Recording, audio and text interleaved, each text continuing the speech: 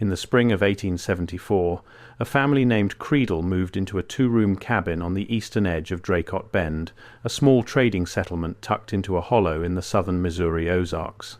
The Creedles were the fourth family to settle in the Bend that year, drawn by cheap land and the promise of good soil. By autumn, they would be the only ones left. The others did not die. They did not move west. According to 3 separate letters archived in the Taney County Land Office, the other families simply left in the middle of the night, abandoning everything. Livestock, furniture, clothing still hanging on the line. One family, the Yoakums, left a pot of beans on the stove that was still warm when a neighbor found it the next morning. Whatever drove them out did not give them time to pack. For decades, the accepted explanation was simple. The Ozarks were hard country. Families came and went. People gave up. But that explanation never accounted for what those families told relatives after they left. The letters described the same thing, independently, without any coordination between the writers. Sounds coming from beneath the ground at night, figures moving through the trees after sundown, and the unmistakable feeling that someone, or something, was watching them from below. This is the story of Draycott Bend, and the people who lived underneath it. If you have ever heard of underground settlements in the Ozarks, or if your family has roots in that part of Missouri, drop a comment right now. Tell me what you know. Some of the best information on stories like this comes directly from people whose families were actually there. To understand what happened at Draycott Bend, you first have to understand where it was, and more importantly, what was underneath it. The southern Missouri Ozarks sit on top of one of the largest karst formations in North America. Karst is a type of geology shaped by the slow dissolution of soluble bedrock, primarily limestone and dolomite, over hundreds of millions of years. Water seeps into the stone dissolves. What remains is a landscape riddled with sinkholes, springs, underground rivers, and caves. Thousands and thousands of caves. If you have never been to the Ozarks, picture this. Rolling hills covered in dense hardwood forest, oak and hickory and walnut, rising and falling over a landscape that looks solid from above but is hollow underneath. The soil is thin. In places, the bedrock pokes through at the surface, grey and weathered, like the bones of the earth sticking out through its skin. The creeks run clear and cold because they are fed by springs that rise from deep underground, and the springs rise from underground because the underground is not solid, it is a maze. Layers of stone with water and air moving through them in patterns that no surface map can capture. The hollows, that is what the locals call the narrow valleys between the ridges, are where people have always settled. The hollows have water. They have flat ground, or as close to flat as the Ozarks get. They have shelter from wind. And they have something else that most settlers did not think about when they picked their cabin site. They have proximity to whatever is beneath the bluffs. Missouri alone has more than 7,000 documented caves. That is the official number. The actual number is almost certainly higher because large portions of the Ozarks were never systematically surveyed. The terrain was too rough, the population was too sparse, and in many cases the people who did live there had no interest in telling outsiders what lay beneath their property. In 1874, the Ozarks were still frontier country. The Civil War had ended less than a decade earlier, and the region had been torn apart by guerrilla warfare. Entire communities had been displaced, farms burned, families scattered. The people who returned after the war, or who arrived for the first time looking for cheap land, found themselves in a place that was geographically isolated, economically devastated, and almost completely without infrastructure. Roads were dirt trails that washed out every spring. The nearest telegraph station was often a full day's ride. Mail service was irregular at best. This was not a place where information moved quickly. It was not a place where official records were well kept. And it was not a place where anyone from the outside came looking for answers. Draycott Bend was named for Thomas Draycott, a fur trader and sometime prospector who had operated a small trading post in the area since the late 1850s. Draycott himself is a shadowy figure. He appears in a handful of land records, 2 property disputes, and a single letter to a cousin in Street Louis, but very little else. What we know is that he chose to settle in this particular hollow for a specific reason. There was a year-round spring at the base of a bluff on the north side of the bend, and the soil in the bottomland was rich enough to support crops. What Draycott apparently did not know, or did not care about, was that the bluff itself was hollow. The limestone formation that made up the northern wall of the hollow was part of a much larger cave system. This was not unusual for the Ozarks. Bluffs with caves were everywhere. But the system beneath Draycott Bend was different from the typical Ozark cave. The entrances were not obvious. There were no gaping mouths in the rock face, no visible openings that a person walking by would notice. The access points were concealed. Some were hidden behind rockfalls that appeared natural, but, according to later descriptions, were too uniform to be accidental. Others were located at the bottom of sinkholes, accessible only by climbing down 10 or 15 feet through tangled vegetation. The first recorded mention of these concealed entrances comes from a letter written by Ephraim Yoakum, the same man whose family abandoned that pot of beans on the stove. Yoakum wrote to his brother in Springfield in September of 1874, approximately 3 weeks before his family fled. In the letter, he described finding a passage behind a collapsed section of the bluff while looking for a stray hog. He said the passage was too regular to be natural. The walls, he wrote, were smooth, not rough limestone, smooth, as if they had been worked by hand or by some tool he could not identify. Yoakum did not go far inside. He said the air coming out of the passage was cold and carried a smell he described as mineral and damp, like wet iron. He also said he heard something, a low, rhythmic sound that he compared to breathing, but that was too deep and too steady to come from any animal he knew. He did not go back, but what he described in that letter matches, almost exactly, what 3 other individuals would later report about the same tunnel system. And here is where the story starts to turn into something much larger than one man finding an unusual cave.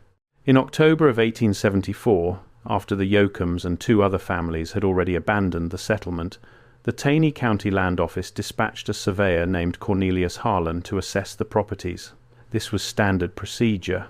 When families abandoned claims, the land reverted to the county and had to be resurveyed before it could be reassigned. Harlan was an experienced surveyor who had worked across southern Missouri for nearly a decade. He was not the type of man to invent stories or exaggerate. Harlan arrived at Draycott Bend on October 14th and spent 4 days in the hollow. His official survey report, filed with the county on October 22nd, is dry and technical. Boundary measurements, soil assessments, descriptions of standing structures. But a second document exists. A personal field journal that Harlan kept alongside his official records. This journal was not made public until 1923, when it was donated to the Springfield Historical Society by Harlan's grandson, and the journal tells a very different story. On his second night at the Bend, Harlan wrote that he was awakened after midnight by what he called a procession of figures moving along the tree line on the north side of the hollow. He counted 11 of them. They moved in single file, silently, from west to east along the base of the bluff. He wrote that they were upright, human in shape, but that something about their movement was wrong. He used the word deliberate. They moved with a slowness and precision that did not look like people walking. It looked, he said, like people who were remembering how to walk. Harlan watched from the doorway of the Creedle cabin, where he had been sleeping. The figures reached a point near the eastern end of the bluff and, one by one, disappeared. He could not see exactly where they went because the tree cover was too dense, but he noted the approximate location and marked it on his field map. The next morning, he went to the spot. He found one of the concealed entrances that Yoakum had described, a narrow gap in the rock, hidden behind a fall of loose stone. The opening was barely wide enough for a man to pass through sideways. But the floor of the passage was worn smooth, not by water, by feet. Before we move on to what Harlan found underground, stop for a second. What you just heard about the tunnel entrances at Draycott Bend is the part that changes everything, but it only makes sense when you see it written out next to Harlan's original field survey. The depth measurements, the carved threshold stones. It's all in the document linked below. Take 5 seconds right now, grab it, and then come back, because what comes next builds directly on it. The link is in the description. QR code is on your screen. Harlan entered the passage on the morning of October 16th, 1874. He brought a lantern, a spool of string, and a sidearm. The string was standard surveyor practice. You tied one end at the entrance and unspooled it as you went, so you could find your way back. Harlan noted that he used nearly 400 feet of string before he stopped. 400 feet. That alone was unusual. Most natural Ozark caves open up quickly into larger chambers, or they narrow and dead-end within 100 feet or so. This passage did neither. It maintained a roughly consistent width of about 4 feet and a height of roughly 6 feet for its entire length. The walls were not natural limestone formations. Harlan described them as dressed. That was his word, dressed, the way a stonemason would prepare a building block. The surface was flat and even, with visible tool marks running in parallel lines. At the 400-foot mark, the passage opened into a chamber that Harlan estimated at 40 feet across and perhaps 20 feet high. The ceiling was supported by what he described as pillars, though he noted that they did not look like natural columns formed by stalagmite and stalactite merging. They were too uniform, spaced at regular intervals. And they were square, not round. The chamber contained objects. Harlan listed them carefully. 3 stone platforms, each about 4 feet long and 2 feet wide, raised about 18 inches off the floor. A series of shallow channels cut into the floor, running from one side of the chamber to the other in a grid pattern. And along the walls, carved into the limestone at roughly eye height, a series of marks that Harlan called symbols, but did not attempt to interpret. He spent approximately 2 hours in the chamber. During that time, he made sketches of the pillars, the platforms, and several of the wall markings. He measured the dimensions of the room with his chain and recorded everything in the meticulous shorthand of a professional surveyor. The platforms puzzled him. They were too narrow to be beds, too low to be tables, and too precisely shaped to be natural formations. Each one was identical in dimension to the others. Harlan noted that the surfaces of the platforms were slightly concave, as if shaped by long use, the way a stone step on an old building wears down in the center from centuries of foot traffic. He touched one of them and recorded that the stone was warm. Not warm like a living thing, but warmer than the surrounding rock by a degree or two that was noticeable to the hand. He attributed this to some source of geothermal heat beneath the chamber, but he noted that he had never encountered anything like it in any other Ozark cave. The symbols on the walls were arranged in horizontal bands at roughly 5 feet above the floor. They were not random scratches or idle graffiti. They were organized. Harlan counted 47 individual symbols in the section of wall nearest the entrance, arranged in what appeared to be rows and columns. Some of the symbols repeated, others appeared only once. He could not identify any pattern that resembled any alphabet or numbering system he knew, but he was careful to note that he was a surveyor, not a linguist, and that a trained scholar might see something he could not. Between the symbol bands, the walls were bare and smooth, but the ceiling was not. Harlan recorded that the ceiling of the chamber was covered in a dark residue, concentrated above the platforms. He described it as soot or carbon deposit, the kind of staining that a torch or oil lamp would leave on stone after prolonged use. This is significant because it means the chamber was not just built, it was used regularly, over a long enough period to leave permanent staining on the stone above the places where people sat or worked. And he noted one additional detail that he underlined twice in his journal. The air in the chamber was moving. There was a steady, perceptible draft coming from somewhere deeper in the system. The draft was not a gentle whisper. It was strong enough to make his lantern flame lean at an angle. That kind of airflow in a cave system indicates a large volume of open space somewhere ahead, acting as a reservoir that breathes in response to changes in atmospheric pressure on the surface. The passage did not end at this chamber. It continued. And whatever lay beyond was substantial. Harlan did not continue. He wrote that he had exhausted his string and that the draft carried sounds he could not identify.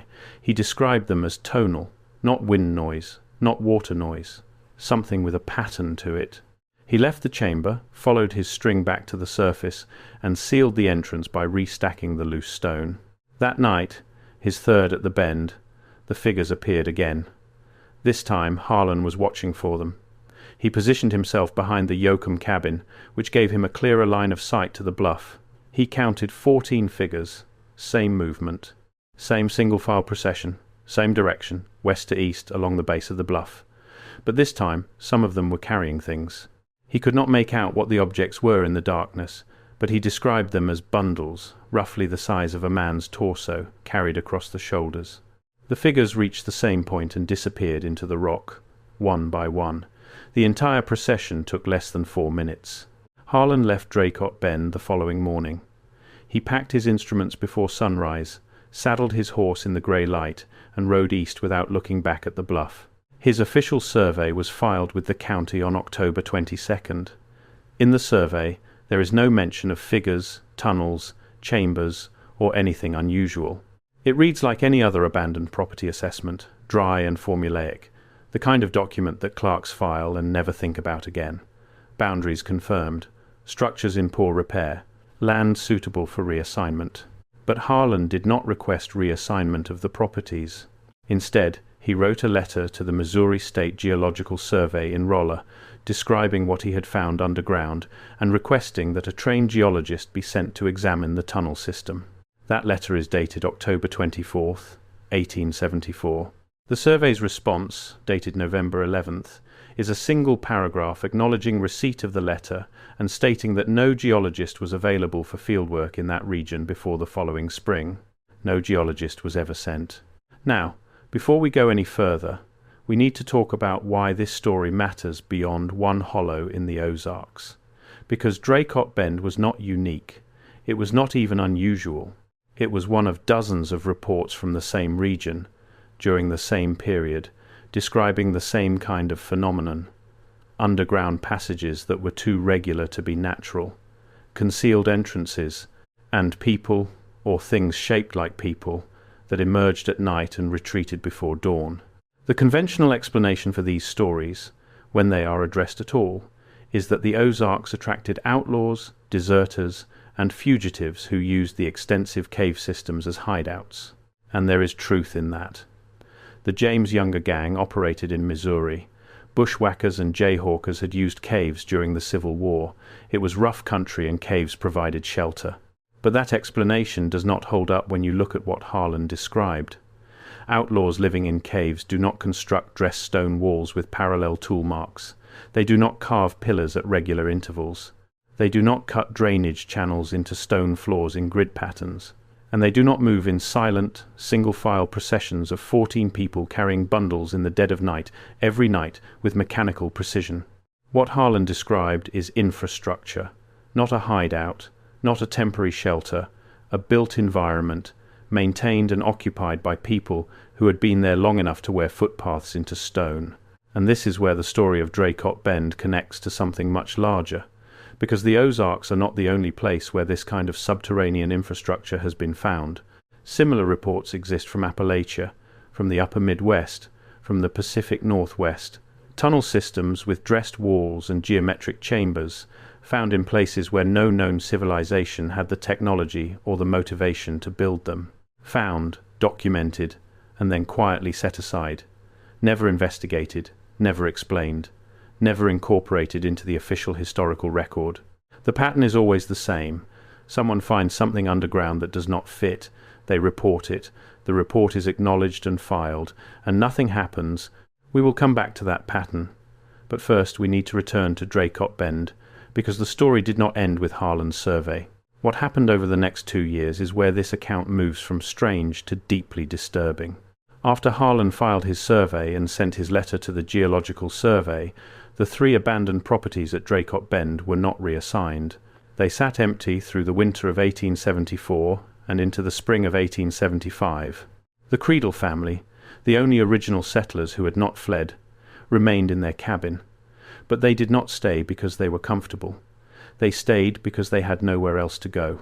Eliza Creedle, the wife of homesteader John Creedle, kept a diary. Fragments of this diary survived into the 20th century, though the original is now lost. Copies of several entries were transcribed by a local historian named Maud Adkins in 1908 as part of a broader study of Ozark folk traditions. Adkins treated the diary entries as folklore, as tall tales told by isolated mountain people. But read in context, Alongside Harlan's journal and the Yoakum letters, they are something else entirely. Eliza Creedle's entries from the winter of 1874 describe a household under siege, not from any visible enemy, not from weather or animals or bandits, from sound. She wrote that beginning in late November, the family could hear sounds beneath the cabin floor after dark. The cabin sat on a foundation of stacked limestone, raised about 2 feet off the ground, which was common construction in the Ozarks because it kept the floor above the damp. But beneath that foundation was soil, and beneath the soil was limestone bedrock, and through that bedrock sound travelled. Eliza described the sounds as scraping and tapping, rhythmic, like someone working with a tool against stone. The sounds would begin after full dark, usually around 8 or 9 in the evening, and continue until just before dawn. They were not constant. They would stop for periods of 10 or 15 minutes, then resume. Occasionally, she wrote, the scraping would be accompanied by a different sound, something she compared to chanting, but that had no words she could recognize. John Creedle investigated. He crawled beneath the cabin and examined the foundation and the ground beneath it. He found nothing, no openings, no disturbances in the soil. But he confirmed what his wife had reported. With his ear pressed to the ground, he could hear the sounds clearly. He estimated they were coming from at least 30 or 40 feet below the surface. 30 to 40 feet is significant.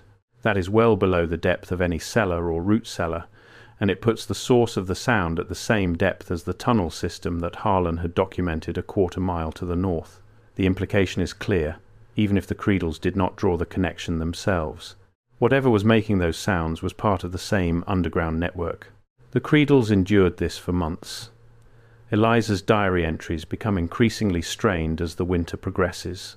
She writes about sleeplessness, about their 2 children, aged 6 and 9, refusing to sleep on the floor and instead huddling on the bed with their parents, about John sitting up through the night with his rifle across his knees, listening, about the growing feeling that the sounds were getting closer, not louder, closer, as if whatever was producing them was working its way upward through the rock. By February of 1875, Eliza records a new development. The sounds were no longer confined to night time. During the day, in the quiet hours of early afternoon, she could sometimes hear a faint vibration through the floor, not the scraping. Something different, a low, continuous hum that she could feel in her feet more than hear with her ears. She wrote that it reminded her of standing near a beehive, but deeper, more resonant. In late February, Eliza recorded an incident that stands out from the rest. She wrote that the children had been playing near the edge of the tree line in the afternoon when the younger one, the 6-year-old, came running back to the cabin screaming. The child said he had found a hole in the ground. Not a sinkhole, not a rabbit burrow, a hole with stairs. Eliza went to look and found nothing. The child could not locate it again. She wrote that she spent an hour searching the area the child pointed to and found only leaf litter and loose stone. But the child was insistent, and that night the sounds beneath the floor were louder than they had ever been. Eliza also recorded something that she clearly found difficult to write about. On 2 occasions in late February, she woke in the night to find John standing at the window, staring out into the darkness, completely still. When she spoke to him, he did not respond. She had to touch his shoulder to get his attention, and when he turned, he looked confused, as if he had been somewhere else in his mind. He told her he had been watching. When she asked what he was watching, he said he did not know. He just felt like he needed to be at the window.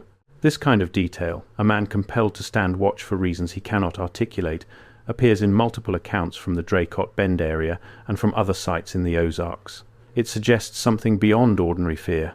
Fear makes you hide. Fear makes you close the shutters and pull the blankets over your head. Whatever the Creedles were experiencing was producing a different response, a kind of alertness, a compulsion to observe that they could not control and could not explain. And then, on March 3rd, 1875, something happened that Eliza described in a single, terse entry. She wrote that John had gone to check the spring house at dusk and had not come back for over an hour. When he returned, he was pale and would not speak. He loaded the rifle, barred the door, and told her not to look out the windows until morning. She does not record what he saw. Whatever it was bad enough that John Creedle, a man who had fought in the Civil War, who had survived 4 years of guerrilla warfare in the Ozarks, who had stayed in that hollow when every other family fled, decided in that moment that they were leaving. The next entry, dated 4 days later, says only that they have decided to go. They packed what they could carry and walked out of the hollow on foot, heading east toward the White River and eventually to Springfield. They left the livestock, they left the furniture, they left the corn still stored in the crib. The Creedle cabin was never occupied again. Now, you might wonder why, if all these things were happening, nobody from the outside came to investigate. Why did no sheriff ride out? Why did no newspaper send a reporter? Why did the families who fled not raise an alarm? The answer is simpler and more frustrating than you might expect. Nobody believed them. In 1874, the Ozarks were considered backward. The people who lived there were stereotyped as illiterate, superstitious, and unreliable. When families showed up in Springfield or Forsyth claiming that something was living under the ground and coming out at night, they were dismissed, treated the way you might treat someone today who walks into a police station claiming they saw something they cannot explain. With polite disinterest and a note in the file, if that. The Yoakum letters were private family correspondence, never published. Harlan's journal was a personal document, not part of his official report. Eliza Creedle's diary was copied decades later as folklore, not as testimony. The evidence existed, scattered across private collections and county archives, but nobody assembled it into a coherent picture until much later, and by then the opportunity to investigate the site firsthand had been lost, or so it seemed. In the summer of 1876, 2 years after the first families fled, a group arrived at Draycott Bend that was very different from the original settlers. They were not farmers, they were not homesteaders, and they did not file any claims with the Taney County Land Office. They came with equipment, they came with authority, and they came from the east. The group consisted of 8 men. 4 of them were identified in later documents as employees of the United States Army Corps of Engineers. The other 4 were never identified by name. They arrived with 2 wagons loaded with tools, rope, survey equipment, and at least one piece of apparatus that a local witness described as a brass instrument on a tripod, similar to a theodolite but with additional components he did not recognize. This is documented in the journal of a man named Absalom Hensley, who operated a ferry crossing on the White River about 12 miles east of Draycott Bend. Hensley noted the arrival of the group because they asked him for directions to the hollow and because they paid him in federal scrip rather than currency. Federal scrip was typically used for government expenditures. Hensley found this unusual enough to record. The group spent approximately 3 weeks at Draycott Bend. During that time, Hensley made 2 additional entries about them. In the first, he noted that one of the men had come to the ferry to purchase rope and candles, and that the man's hands were covered in a fine white dust that Hensley recognized as limestone powder. In the second entry, dated about 2 weeks later, Hensley recorded that 2 of the wagons had departed heading east, loaded with what he described as sealed wooden crates. The crates were roughly 3 feet long and 18 inches wide. There were at least 8 of them. What was in those crates was never publicly disclosed. Hensley asked the man about them, and the man said only that they were taking samples. Samples of what? Hensley asked. The man did not answer. 8 crates, each one roughly 3 feet long and 18 inches wide, heavy enough to require 2 men to load. That is not a handful of rock specimens. That is a deliberate, organized removal of material from the site. Material that was loaded onto wagons, transported east, and delivered to an unknown destination. Material that, 150 years later, has never surfaced in any public collection, museum, or government archive. The timing is significant. The Army Corps of Engineers had no authorized projects in Taney County in 1876. No road construction, no bridge building, no dam surveys. There is no official record of this expedition in the Corps archive. Whatever brought these men to Draycott Bend was not part of the public record. After the group departed, something changed at the site. Hensley noted in a later entry that a traveller passing through told him the hollow had been partially blocked. Trees had been felled across the main path leading in. The concealed entrance that Harlan had documented was no longer accessible. Someone had poured a substance into the gap that had hardened into a plug. Hensley's informant described it as cement, but the Portland cement industry was still in its infancy in the 1870s, and the nearest source would have been hundreds of miles away. Whoever sealed those entrances brought the materials with them, planned for the job in advance, and executed it with the clear intention that nobody would be going back inside. And for a long time, nobody did. The hollow at Draycott Bend sat empty for the next 30 years. The path grew over. The cabins collapsed. The land was eventually absorbed into larger tracts, owned by timber companies that logged the surrounding hills in the 1890s. Nobody lived there. Nobody farmed there. And as far as the official record is concerned, nothing of interest ever happened there. But the stories did not die. They circulated through the oral tradition of the Ozarks, passed down in families, told around stoves in general stores and at church suppers, and the stories added details that are not in any of the written documents. Details that, in some cases, are more specific and more disturbing than anything Harlan or the Creedles recorded. Multiple oral accounts, collected by folklorists in the early 20th century, describe the tunnel people in terms that go beyond what Harlan's brief observations captured. The accounts agree on several points. The figures were human in shape but unusually thin. Their skin was described as pale, almost translucent, with a greyish or bluish cast. They did not carry lights. They moved in total darkness with a confidence that suggested they could see, or at least navigate, without illumination. They were silent. Not just quiet, silent. No footfalls, no rustling, no breathing that any witness could detect. Several accounts described their clothing, or what appeared to be clothing, long garments that hung straight, without belts or buttons, made of a material that one witness compared to duskin, but that appeared to be woven rather than tanned. The colour was uniformly grey or brown, indistinguishable from the stone in poor light. Several accounts mention something about the eyes. Not that the eyes glowed, which would be easy to dismiss as animal eye shine. Instead, the witnesses described an absence. The eyes did not reflect light. One account, from a woman named Ada Purcell, who grew up in the area in the 1890s, described seeing a figure pass within 20 feet of her porch on a moonlit night. She said the moonlight illuminated the figure's face clearly enough to see features, a nose, a mouth, a forehead, but the eyes appeared as dark hollows, as if they absorbed light rather than reflecting it. She said it was the most unsettling thing she had ever seen because the face looked human in every other respect. Another oral account, collected by a Works Progress Administration interview in 1938, from an elderly man named Elton Phelps, describes an encounter from around 1910.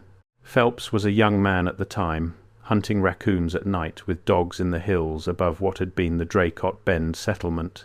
His dogs, 2 experienced coonhounds, suddenly stopped and refused to go further. They did not bark. They did not growl. They flattened themselves to the ground and whimpered. Phelps said he had never seen dogs behave that way before or since.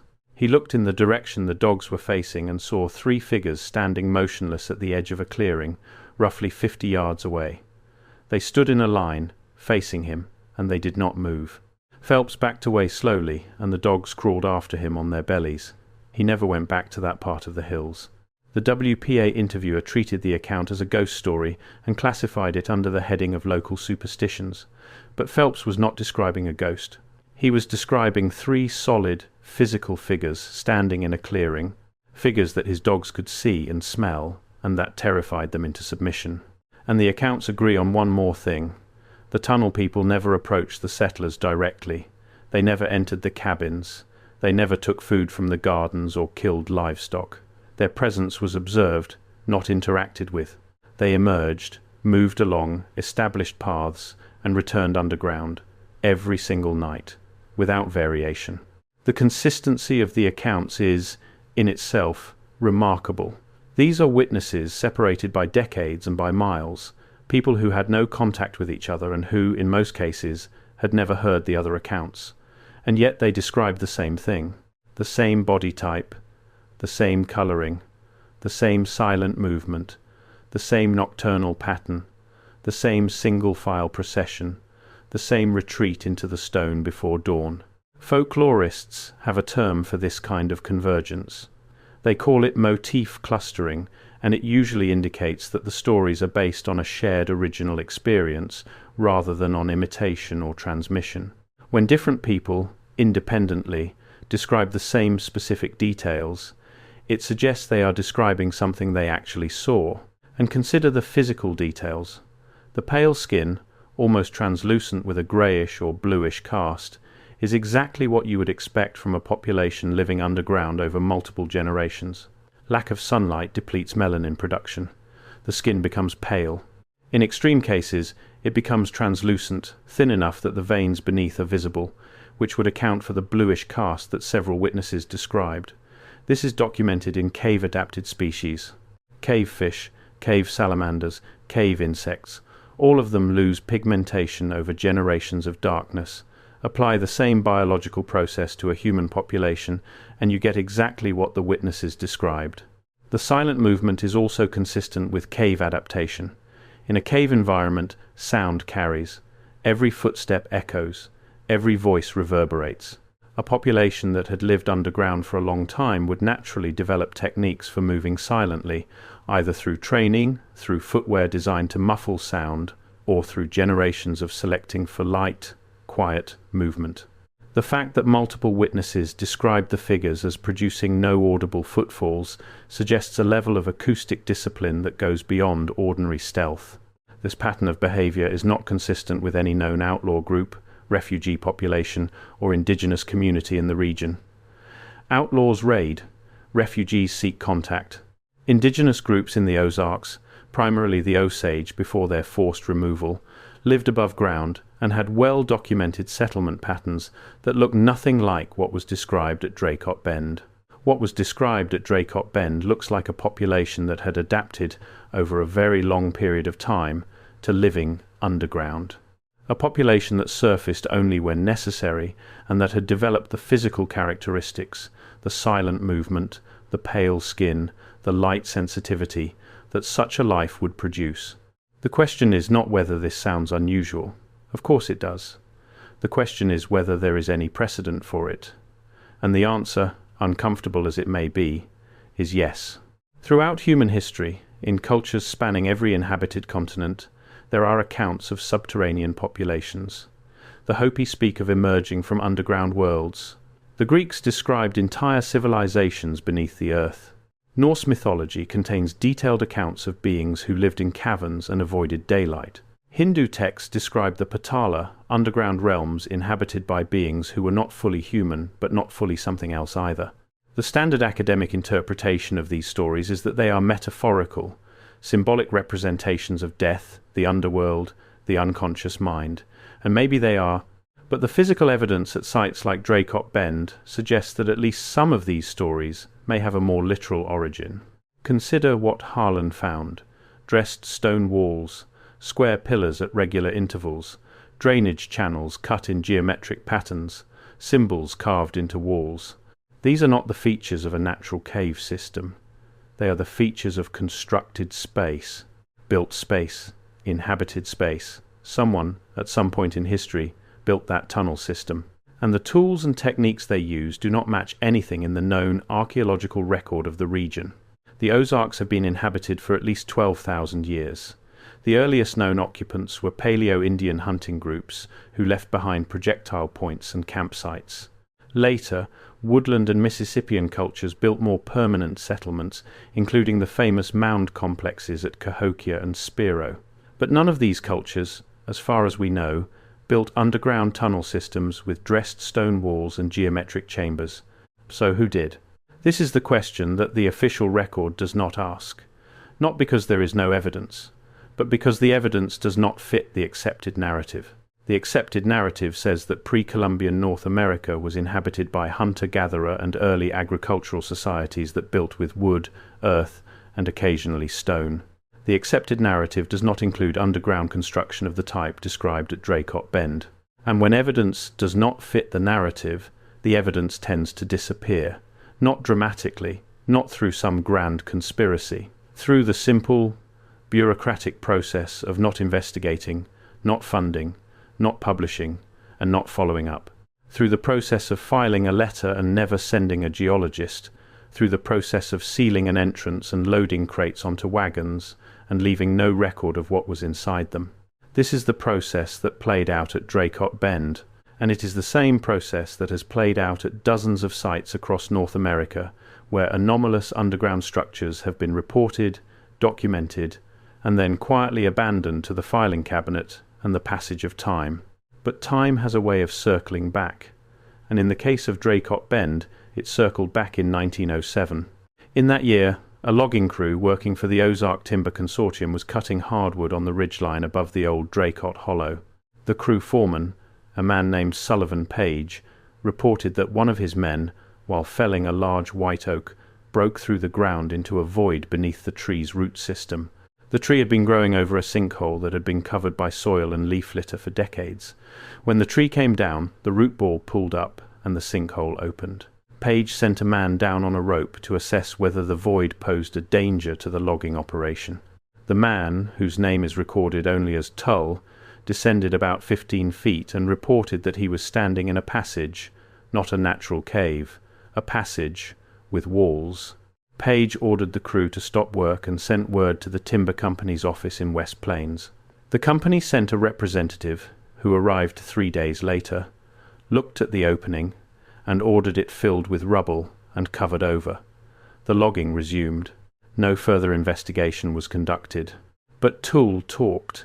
He talked to other loggers, to people in town, to anyone who would listen. And what he described matches Harlan's account from 33 years earlier with a precision that is hard to explain through coincidence or fabrication. Smooth walls, regular dimensions, tool marks running in parallel lines, and at the bottom of the passage, the beginning of what appeared to be a larger space, a chamber or junction that extended beyond the reach of his lantern in at least 2 directions. Tull said the air in the passage was not stale, the way you would expect in a sealed underground space. It was moving, fresh, cool but not cold, with a dampness that he compared to the air inside a spring house. This detail is significant because it confirms what Harlan had noted 3 decades earlier. The air moved, the system was ventilated, and ventilation in an underground tunnel network does not happen by accident. It requires openings at different elevations to create differential pressure. It requires passages designed to channel airflow. It requires, in short, engineering. Tull also reported something that he found difficult to describe and that his listeners found difficult to believe. He said that when he stood at the bottom of the sinkhole, in the entrance to the passage, he felt a vibration through the soles of his boots. Not an earthquake, not a tremor. A steady, constant vibration, like standing on the floor of a building that contained machinery. He said it was faint enough that he would not have noticed it if he had been walking, but standing still he could feel it clearly. When he placed his hand flat against the wall, he could feel it there too. Tull added one detail that Harlan had not recorded. He said the walls were not bare stone. In several places they were covered with a thin layer of plaster or render, a smooth coating that had been applied over the dressed limestone. The coating was cracked and flaking in places, but where it survived, it was remarkably even. He said it looked like the interior wall of a house. Plastered walls, underground, in the Ozarks, in a tunnel system that no known culture built, that nobody will claim. That keeps getting found and keeps getting sealed back up. This is the point where most people's patience with a story like this runs out, because the implications are uncomfortable. If these tunnels exist, and the physical evidence says they do, then someone built them. If someone built them, then there was a civilization in this region capable of large-scale underground construction that left no surface trace. And if that civilization existed, then the history we were taught is incomplete. That is not a comfortable conclusion. It is easier to dismiss the witnesses as unreliable, to treat the oral histories as folklore, to pretend that Harlan's journal is the fantasy of a lonely surveyor and that Tull was a logger who drank too much. But the physical evidence is not a story. Dressed stone does not appear by accident. Square pillars do not form naturally. Drainage channels do not carve themselves into geometric patterns. Something was there. Something built those tunnels, and something, or someone, was still using them in 1874. Let us talk about what happened next, because the story of Draycott Bend does not end with Tull and the logging crew. It continues into the 20th century, and the details become, if anything, more difficult to dismiss. In 1923, When Harlan's journal was donated to the Springfield Historical Society, it attracted brief attention from a University of Missouri geologist named Dr. Warren Phelps. Phelps read the journal, compared Harlan's descriptions to known cave formations in the region, and concluded that what Harlan described was inconsistent with natural karst processes. The dressed walls, the square pillars, the geometric channels, none of it matched the expected formation patterns for Ozark limestone caves. Phelps wrote a short paper recommending a geological survey of the Draycott Bend area. The paper was submitted to the Missouri Academy of Science and was acknowledged but never published. Phelps' correspondence, preserved in the university archives, shows that he made 3 follow-up inquiries over the next 2 years. Each time, he was told that funding was not available for fieldwork in that region. Phelps eventually moved on to other projects, but he kept a copy of Harlan's journal in his personal files, along with his unpublished paper and a hand-drawn map of the Draycott Bend area based on Harlan's descriptions. These documents survived and were rediscovered in the 1980s by a graduate student working on an unrelated project in the university archives. The graduate student, whose name was Rachel Dunn, was researching Ozark settlement patterns for her dissertation. She found Phelps's file, read Harlan's journal, and became interested. Unlike Phelps, she had access to modern tools, topographic maps, aerial photography, and she had something else that Phelps did not have: access to the records of the Army Corps of Engineers, which had been partially declassified under a federal records review in 1978. Dunn searched the Corps records for any reference to Taney County, Missouri, in 1876. She found a single entry in a logbook of the Memphis District Office. It was a personnel dispatch record showing that 4 men had been assigned to what was listed as a site assessment in Taney County, beginning June 15, 1876. The purpose of the assessment was described in 2 words: subterranean survey. That was all. No further details, no report filed, no results recorded. Just 2 words that confirmed that the federal government had sent people to look at what was underground at Draycott Bend, and that whatever they found was never made part of the public record. Dunn attempted to access additional Corps records from the period, hoping to find the full report from the Taney County survey. She was told that records from the Memphis District Office for 1876 were incomplete due to a fire that had damaged part of the archive in 1903. Whether this fire actually destroyed the relevant records, or whether those records had already been removed before the fire, is impossible to determine, but the result is the same. The only surviving trace of the government's involvement at Draycott Bend is 2 words in a logbook: subterranean survey. Dunn included this finding in her dissertation, buried in a footnote. She later told colleagues that her dissertation advisor had discouraged her from expanding the footnote into a full section, arguing that it was tangential to her core research on settlement patterns and that pursuing it would attract the wrong kind of attention to her work. She followed his advice. The dissertation was accepted in 1985. Nobody followed up on the footnote. And that, for many years, was where the story stood: a collection of fragments scattered across a century of records, letters, journals, diary entries, oral histories, a single line in an Army Corps logbook.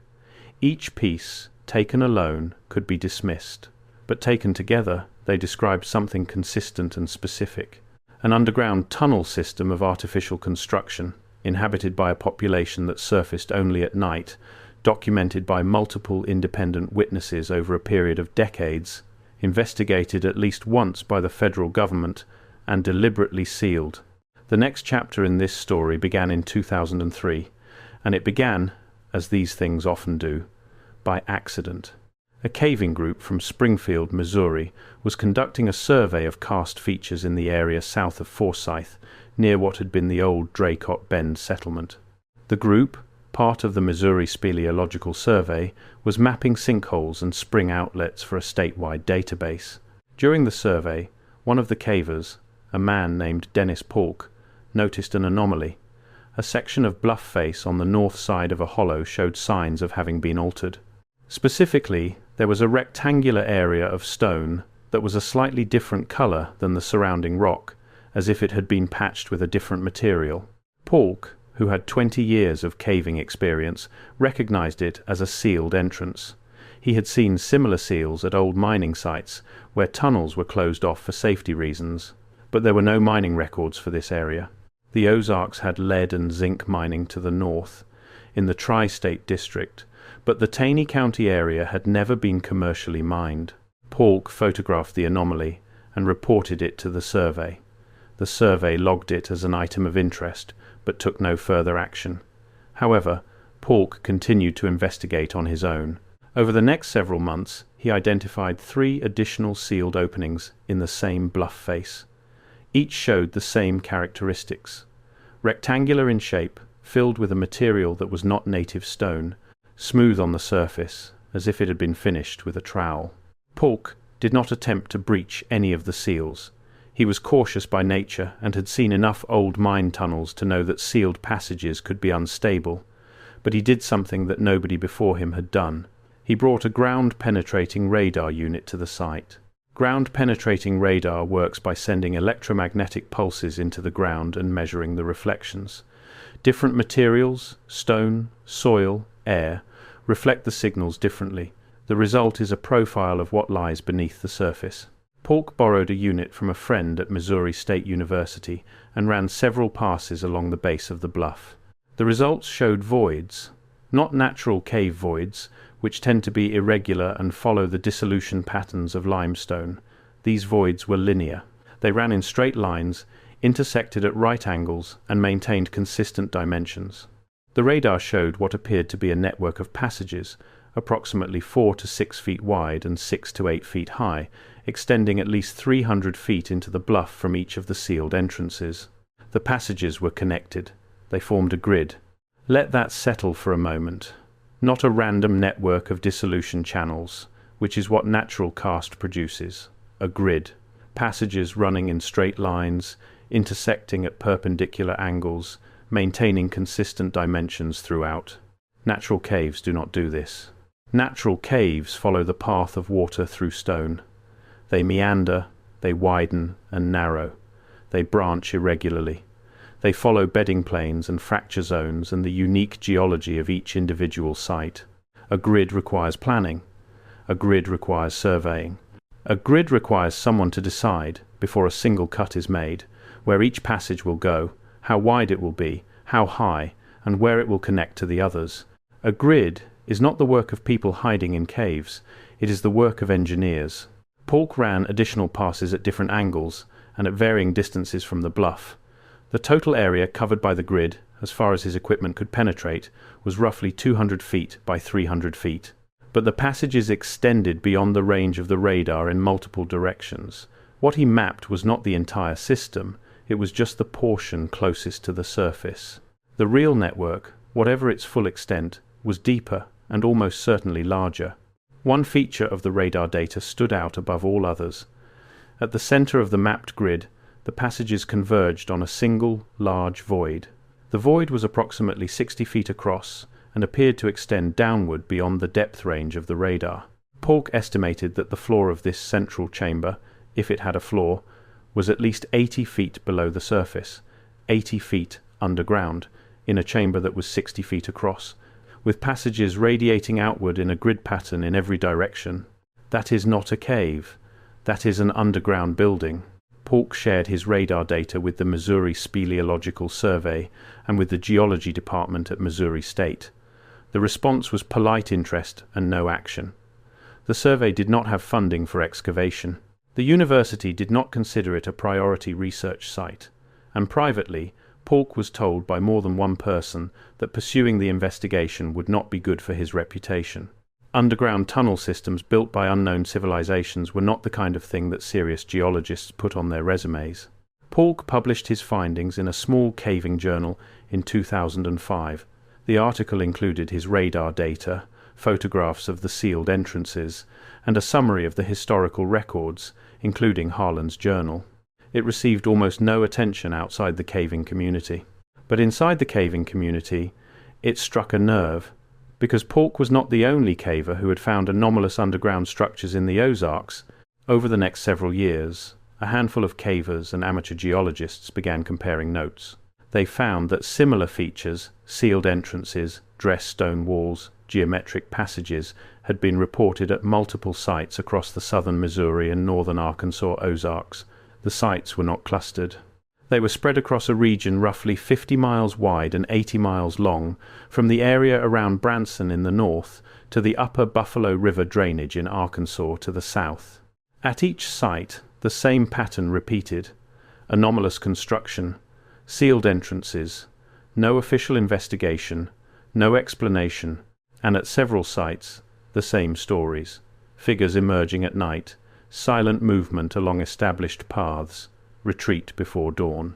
One report, from a site near the community of Protem in Taney County, described an encounter in 1951. A farmer named Harley Goodin was checking his livestock late one evening when he saw what he described as a line of people walking through his pasture toward a bluff at the back of his property.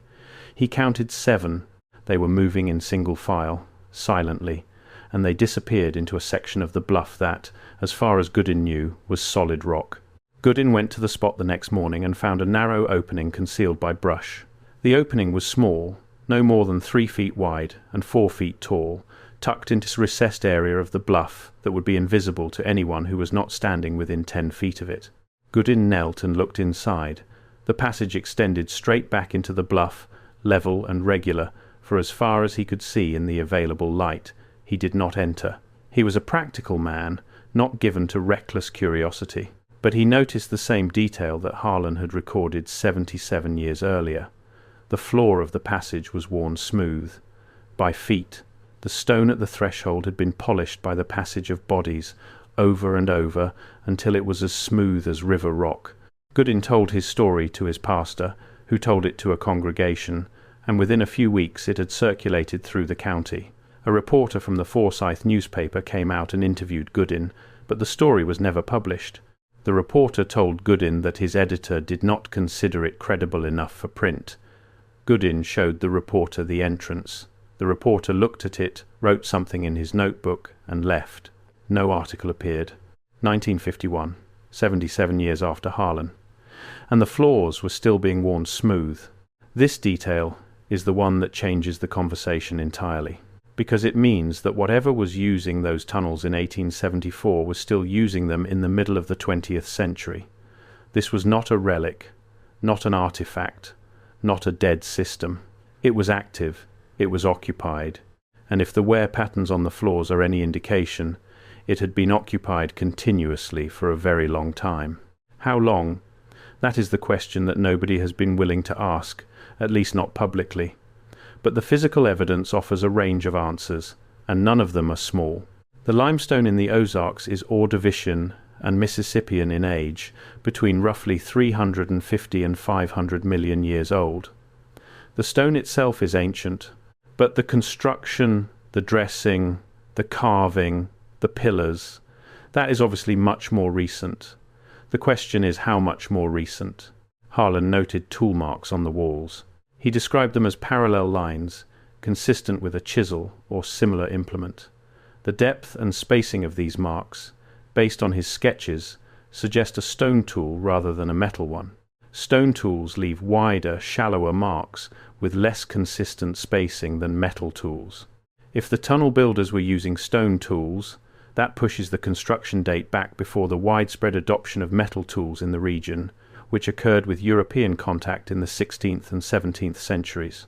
But there is a problem with that timeline. The Mississippian culture, the most advanced pre-Columbian society in the eastern United States, was building monumental architecture at Cahokia as late as the 14th century. They worked with stone. They built large structures. But they did not, as far as anyone knows, build underground tunnel systems. So either the tunnel builders were contemporaries of the Mississippian culture who developed a completely different architectural tradition, or they were something older, something that predated the known cultures of the region entirely. The plastered walls that Tull described in 1907 offer another clue. Plaster in the Americas is ancient. The Maya used lime plaster extensively, but the Maya were thousands of miles to the south. In the Ozarks, lime plaster was used by settlers in the 19th century, but there is no archaeological evidence of its use by pre-Columbian cultures in the region, unless the plaster in the tunnels is not lime-based. Several researchers have speculated that the coating tulle described might have been a different material entirely, possibly a calcite-based render produced by a process that has no parallel in known archaeology. Calcite is abundant in limestone caves. A sufficiently advanced understanding of mineral chemistry could, in theory, produce a workable plaster from cave deposits. But the level of technical knowledge required to do this is inconsistent with what we think we know about pre-Columbian technology in the region. And this is the central tension of the Draycott Bend story. Everything about it is inconsistent with what we think we know. The construction is too advanced. The population is too persistent. The concealment is too deliberate. And the official response, the pattern of acknowledging and then ignoring, is too consistent to be accidental. Someone built these tunnels. Someone lived in them. Someone sealed them. And someone made sure that the questions were never asked. Let us look at the sealing itself, because it tells a story of its own. The material used to seal the Draycott Bend entrances in 1876 was not ordinary mortar or cement. Remember, Portland cement was barely available in the region at that time. The nearest manufacturing facility was in the east, and transportation to rural southern Missouri was practically impossible. Polk, in his 2005 report, collected samples of the sealing material from the surface of one of the plugged entrances. He sent the samples to a materials lab at the University of Arkansas. The analysis showed that the material was a calcium aluminum silicate compound, essentially a type of hydraulic cement, but with a chemical composition that did not match any commercially produced cement from the 19th century. It was closer in composition to Roman concrete, the pozzolanic cement used by the ancient Romans, than to anything manufactured in America in the 1870s. This raises an obvious question. Where did the Army Corps of Engineers, or whoever sealed those entrances, obtain a material that was chemically similar to Roman concrete? Did they bring it with them from some federal facility that produced or stored such compounds? Did they find it on site, already present in the tunnel system as a construction material used by whoever built the tunnels in the first place? Was it produced locally using methods that are not part of the known technological repertoire of the period? Each of these possibilities is uncomfortable in its own way. If the government brought it, that implies access to ancient or exotic construction materials at a time when American engineering was still relying on basic lime mortars. If it was found on site, that implies the tunnel builders were working with a level of materials science that predates modern chemistry by centuries or more. And if it was produced locally, then someone in the Ozarks in 1876 knew how to make Roman concrete, and that knowledge was never shared, never published, and never used anywhere else. The materials analysis was included in Polk's report. Like everything else in this story, it was acknowledged and not followed up on. The samples themselves were returned to Polk after analysis and remain in his personal collection. He has offered them to multiple institutions for additional testing. None have accepted. Now, let us talk about the broader context. Because the tunnel systems of the Ozarks do not exist in isolation, they are part of a much larger pattern of anomalous underground structures found across North America and, indeed, across the world.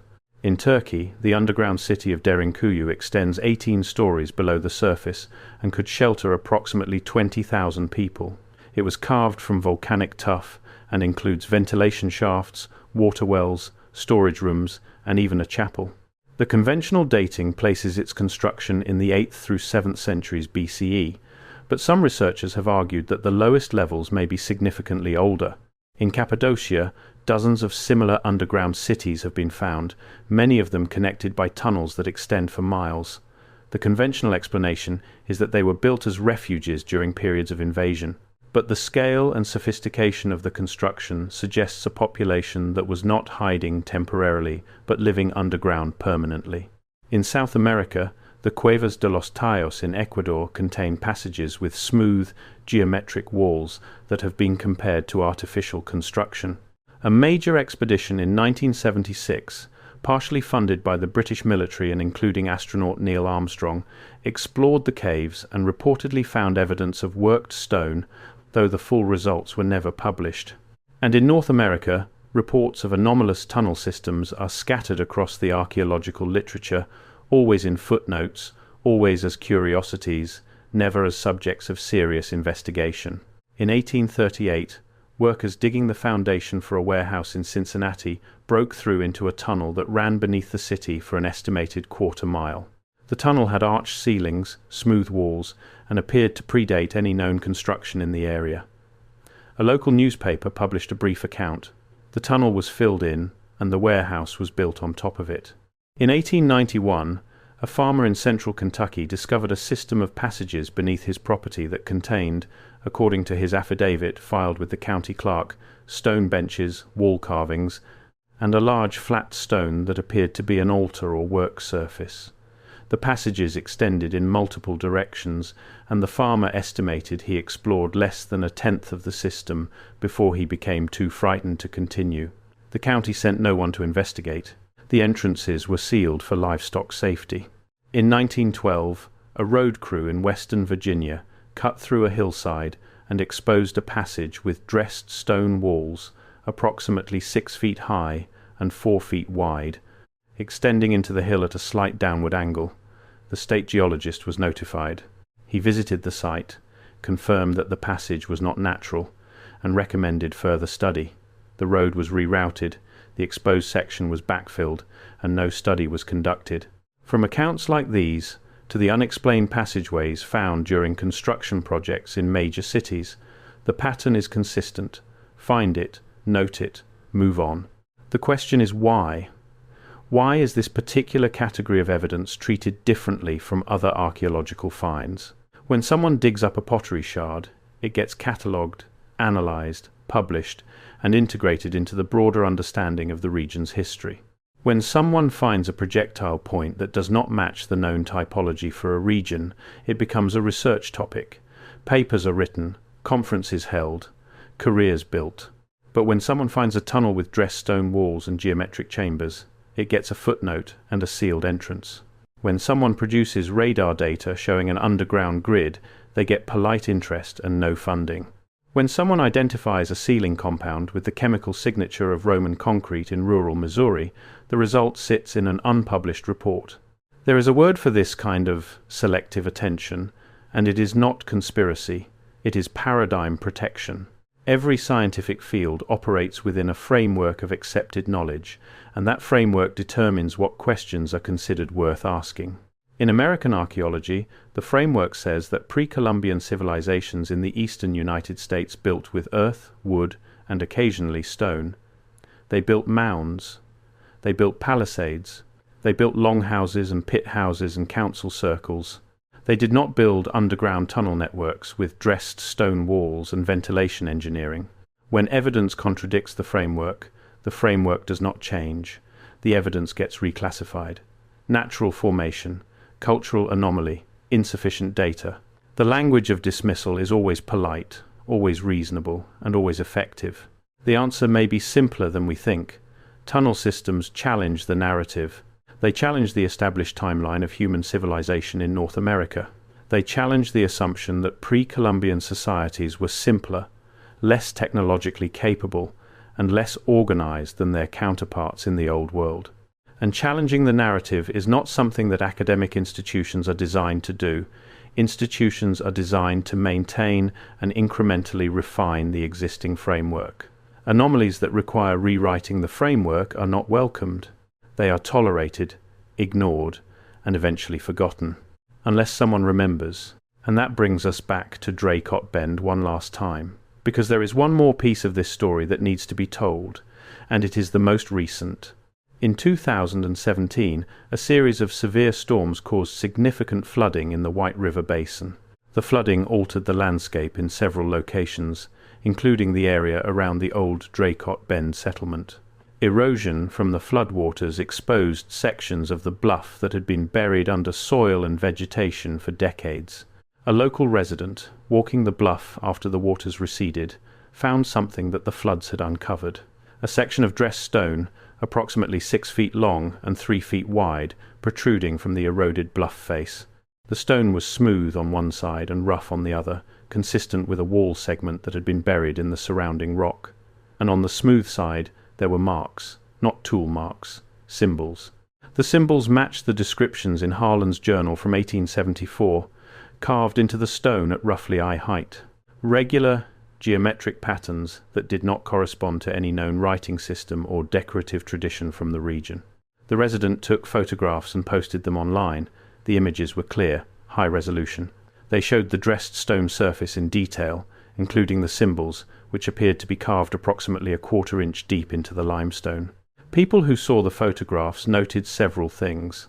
The symbols were not random scratches. They were executed with precision, with consistent depth and consistent line width, suggesting a practiced hand and a sharp tool. Some of the symbols appeared to be compound, made up of smaller marks arranged in specific configurations, similar to the way Chinese characters combine radicals into complex ideograms. A retired professor of Near Eastern Studies at a university in Tennessee, whose name was withheld at his request, commented publicly that several of the symbols bore a passing resemblance to characters found in early Anatolian scripts, specifically to marks found at Göbekli Tepe, the archaeological site in Turkey that upended conventional timelines for organized human construction. He cautioned that the resemblance could be coincidental, but said it was striking enough to warrant investigation. Within days, the post had been shared thousands of times. Within a week, the bluff face had been visited by dozens of people, amateur archaeologists, curious locals, a film crew from a small production company making a documentary about anomalous sites in the Ozarks, and within a month the exposed stone was gone, not destroyed, not eroded, removed, cut cleanly from the surrounding rock and taken away. The cut marks were precise and straight, made by a diamond blade saw or similar industrial tool. Whoever removed the stone knew what they were doing and had the equipment to do it quickly. No one claimed responsibility. No institution announced a recovery or acquisition. No museum logged an accession. The photographs remain online, but the physical evidence has vanished. The film crew returned to document the removal and found that the section of bluff where the stone had been exposed was now covered with fresh concrete, smoothed and coloured to approximate the surrounding rock. It was not a good match. The concrete was too grey, too uniform, too obviously artificial, but from a distance of 20 feet it would fool most people. This is the pattern. This is always the pattern. Evidence emerges. Evidence is documented. Evidence disappears. And the official record remains unchanged. There is one more modern detail worth noting. In 2019, a property owner in Stone County, Missouri, approximately 30 miles west of the Draycott Bend site, was drilling a water well on his land. At a depth of approximately 90 feet, the drill bit broke through into a void. The driller pulled the bit and lowered a camera on a cable into the hole. The footage, approximately 45 seconds of grainy video, shows what appears to be a passage, roughly 5 feet wide, with smooth walls extending in both directions from the borehole.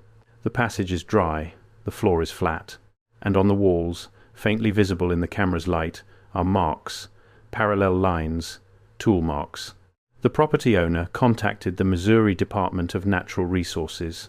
An inspector visited the site, viewed the footage, and told the property owner that the void was a natural dissolution feature and that he should fill the borehole with grout to prevent contamination of the water table. The property owner asked about the tool marks. The inspector said they were natural fracture patterns in the limestone. The property owner was not satisfied with this explanation. He posted the footage online. It was viewed approximately 200,000 times before the original post was removed for reasons that have never been explained. Copies of the footage still circulate. 90 feet underground, 30 miles from Draycott Bend, smooth walls, tool marks, a passage extending in both directions, and an official explanation that it is a natural feature. The pattern holds. What happened at Draycott Bend in 1874 was not an isolated incident. It was one visible thread in a much larger fabric, a fabric woven from tunnel systems and sealed entrances and midnight processions and dressed stone and symbols carved into walls by hands that left no other trace. The tunnel people of Draycott Bend were real. Multiple independent witnesses, spanning over a century, described the same phenomena. The physical evidence, from Harlan's survey to Paulk's radar data, confirms the existence of an artificial underground network of significant scale and sophistication. The sealing of the entrances by agents of the federal government is documented, even if the purpose remains classified. Who built these tunnels? We do not know. When were they built? The evidence suggests a time frame that predates any known culture in the region. Who were the people that Harlan saw moving in single file along the bluff at midnight? Who were the figures that Goodin saw in 1951? What was in the crates that the Army Corps loaded onto wagons in 1876? These are questions that the official record does not answer. Not because the answers do not exist, right? But because the questions have never been officially asked. The Ozarks are still there. The limestone is still there. The cave systems, 7,000 documented and who knows how many more, are still there. And somewhere beneath the hills, beneath the timber and the topsoil and the centuries of accumulated silence, the tunnels are still there too. Whether anyone is still in them is a question that nobody wants to ask. But the floors were worn smooth. In 1874 and again in 1951, smooth stone does not wear itself down. Something was walking those passages. Something was making that journey, from the depths to the surface and back again, night after night, year after year, generation after generation. And the only reason we know about it at all is because a handful of people, a surveyor, a homesteader's wife, a logger, a farmer, a caver, were honest enough to write down what they saw. Their accounts were dismissed. Their evidence was ignored. Their questions went unanswered. But the records survive. Scattered across county archives and university collections and personal files, the pieces of this story have been waiting for someone to assemble them. The letters, the journals, the diary entries, the radar data, the materials analysis, the 2 words in an Army Corps logbook, subterranean survey. Draycott Bend is not the only site. It is not even the most significant site. It is simply the best documented, the one where the threads come together in a way that cannot be easily dismissed. And it is the one that asks the most uncomfortable question of all. If we do not know who built these tunnels, then what else do we not know? The official history of this region, of this country, of this continent, is built on the assumption that we have accounted for the major civilizations and their works. That assumption holds up well on the surface, where monuments and cities and roads leave visible traces. But underground, where the evidence is hidden, sealed, and systematically ignored, the assumption begins to crack. At Draycott Bend, the cracks are literal. They run through the limestone, down through the darkness, into chambers with square pillars and plastered walls and symbols that nobody can read. And at the end of those tunnels, in rooms that have not seen daylight in centuries, there may be answers to questions that we have not yet found the courage to ask. The Ozarks keep their secrets in stone. And stone, unlike paper, does not burn, does not rot, and does not forget. Whatever is down there has been waiting for a very long time, and it will be waiting long after the last filing cabinet rusts shut and the last footnote is forgotten. This is the story of Draycott Bend, the hollow that swallowed its settlers, the tunnels that no one built, and the people who would only surface at night. The question is not whether they were real. The evidence says they were. The question is whether we are ready to look at what that means. And based on 150 years of sealed entrances and unanswered letters and crates loaded onto wagons in the dark, the answer, at least from the people who control the official record, has always been the same. Not yet, maybe not ever, but the stone remembers. And somewhere in the Ozarks, beneath the ridgelines and the hollows and the quiet watchful trees, the tunnels are still there, still carved, still plastered, still worn smooth by feet that walked them in the dark, still waiting for someone to come back down. And here is one final thought. Every culture that has lived in the Ozarks, from the Osage to the early settlers to the people living there today, has stories about things that live underground. Every single one.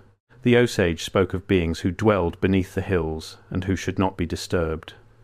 The settlers whispered about hollow hills and night walkers. The modern residents, when they talk about it at all, use words like haints and underground people and the old ones. These stories span 3 centuries. They span multiple cultures that had no direct communication with each other about this subject. They describe the same thing: silent figures, nocturnal emergence, retreat into stone, an underground world that is occupied, maintained, and deliberately hidden. At what point does a consistent, multi-century, multicultural account of the same phenomenon stop being folklore and start being testimony? That is the question that Draycott Bend asks, and it is the question that 150 years later is still waiting for an answer.